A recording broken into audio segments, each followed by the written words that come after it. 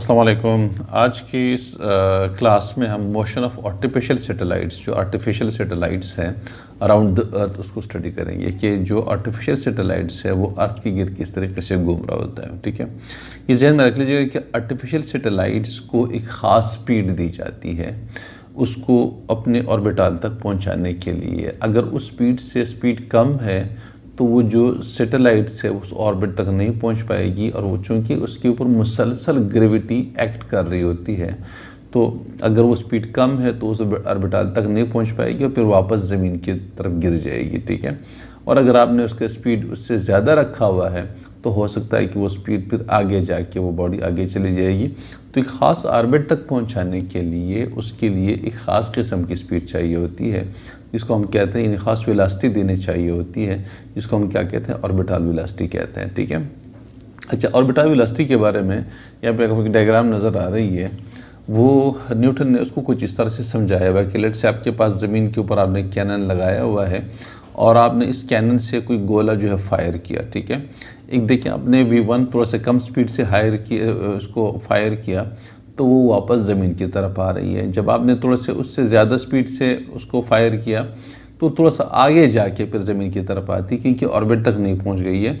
और जब आपने इससे ज़्यादा स्पीड से जब आपने उसको फायर किया तो वो बिल्कुल ऑर्बिट में फिर जाके ज़मीन के गिर्द मूव करने लगी है। ठीक है, तो एक में जो स्पीड है वो कम है इसलिए ज़मीन की तरफ आ रही है, दूसरे में स्पीड कम है लेकिन पहले से ज़्यादा है तो थोड़ा सा आगे जाके ज़मीन की तरफ वापस आएगी, और तीसरे में स्पीड जो दी हुई है वो ऑर्बिटल स्पीड के बराबर है, ऑर्बिटल वेलोसिटी के बराबर है। इसी स्पीड को यानी जब आप ज़मीन से किसी सैटेलाइट को फायर करते हैं रॉकेट के ज़रिए ऑर्बिट तक पहुंचाने के लिए, और वो ऑर्बिट तक पहुंच जाती है और वो ऑर्बिट में वो ज़मीन के गिर्द घूमना शुरू कर देती है, तो उसको हम कहते हैं ऑर्बिटल वेलोसिटी कहते हैं उसको। ठीक है, तो एक तो हमारे पास ये चीज़ आ जाएगी। अच्छा, इसमें जब सैटेलाइट्स इन्हें अपने ऑर्बिट के अंदर पहुंच के, जैसे ये डायग्राम आपको नज़र आ रहा है, अपने ऑर्बिट के अंदर पहुंच के ऑर्बिट के गिर्द जो है वो इन ज़मीन के गिर्द उस ऑर्बिट के अंदर घूमना शुरू कर देती हैं, तो उस सूरत में जो सेंट्रिपिटल फोर्स होती है वो उस सैटेलाइट के वेट के बराबर होती है। क्योंकि वेट क्या चीज़ है ये पहले हम डिस्कस कर चुके हैं। वेट किसी बॉडी के वेट से मुराद ये है कि उस ज़मीन उस बॉडी को कितनी फोर्स से खींच रही है। तो चूँकि ये जो सैटेलाइट है ये निकलने की कोशिश कर रहा है लेकिन ज़मीन उसको अपनी तरफ खींच रही है, जिसकी वजह से दोनों फोर्सेस बैलेंस हो जाती है और फिर ये एक सर्कल में घूमना शुरू कर देती है, ज़मीन के गिर्द ऑर्बिट के अंदर घूमना शुरू कर देती है। तो अब यहाँ पे जो सेंट्रिपिटल फोर्स उनको मिल रही है वो किस चीज़ के बराबर होगी, इस सैटेलाइट के वज़न के बराबर होगी। ठीक है, तो यहाँ पे देखिए, यहाँ पे मेंशन किया कि FC जो आपके पास होगा वो WS के होगी, सेंट्रिपिटल फोर्स होगी वेट ऑफ द सैटेलाइट के बराबर हो जाएगी। ठीक है, और जो वेट ऑफ द सैटेलाइट है वो mgh के बराबर है, mass multiplied by gravitational acceleration at that height. क्योंकि हाइट पे जाके जो ग्रेविटेशनल एक्सेलरेशन है वो कम हो जाती है, तो इसका मतलब है कि वेट ऑफ द सैटेलाइट जो है वो भी कम हो जाएगा। ठीक है, तो वो WS = mgh के बराबर है। मैं आपको इधर से इसको कागज़ के ऊपर सॉल्व कर देता हूँ। जो सेंट्रिपिटल फोर्स है FC =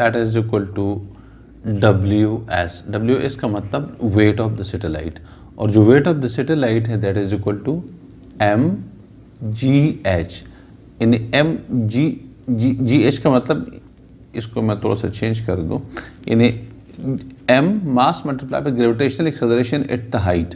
अब थोड़ा सा इसको h को थोड़ा सा छोटा कर दीजिए, mgh इस तरह से कर दे। ठीक है, तो मास multiply by gravitational acceleration at the height. ठीक है, अच्छा, अब हम यहाँ पे जो वेट ऑफ, इसमें ये वैल्यू हम रख देते हैं, तो FC = m और ये GH। ठीक है, अच्छा, अब FC का फार्मूला क्या है, mv²/r, ये हमें पहले से पता है, सेंट्रिपिटल फोर्स का फार्मूला यही है, और ये आपके पास आ जाएगा mgh। ठीक है, अब ये m और m कैंसिल हो जाएगा। ठीक है, तो इस तरह से हमारे पास आ जाएगा v²/r, और r हमारे पास किस चीज़ के बराबर है, RE + h के बराबर है। ठीक है, = G की वैल्यू हो जाएगी, यानी gravitational acceleration at the height आपके पास आ जाएगी। ठीक है, अच्छा, अब हम v² को हम इधर छोड़ देते हैं, ये v² इधर छोड़ दीजिए, ये RE + h जाके मल्टीप्लाई हो जाएगा, RE + h के साथ मल्टीप्लाई हो जाएगा उस तरीके से, ठीक है। ये हम क्या कर लेते हैं कि भाई इसका अंडर रूट ले लेते हैं, क्योंकि हमें v चाहिए, दोनों साइड का अंडर रूट ले लीजिएगा।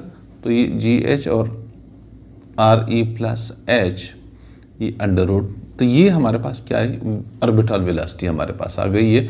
v is equal to gravitational acceleration at height multiply by RE plus h under root. आपके पास ये ग्रेविटेशनल जो orbital velocity of the satellite हमारे पास आती है।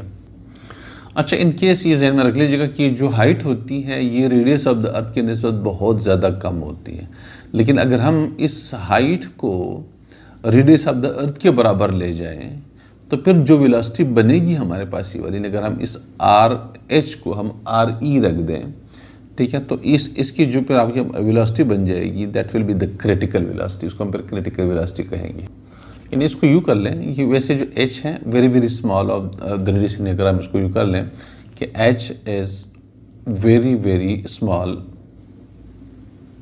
Of the radius of the earth है, ठीक है।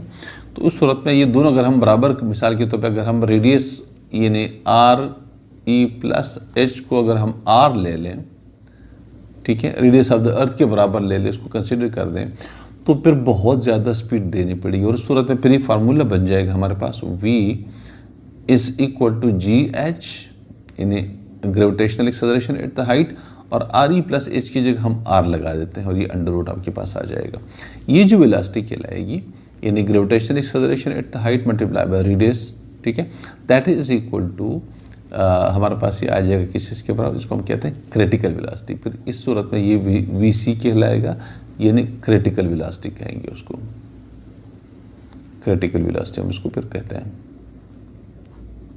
ठीक है। और ये R हमारे पास रेडियस ऑफ द अर्थ है, उसको आप RE लिख सकते हैं यहाँ पे, यानी RE प्लस h, दैट चूँकि h बहुत ज़्यादा स्मॉल होने की वजह से ये RE plus h negligibly small होने की वजह से RE plus h is equal to RE हो जाएगा।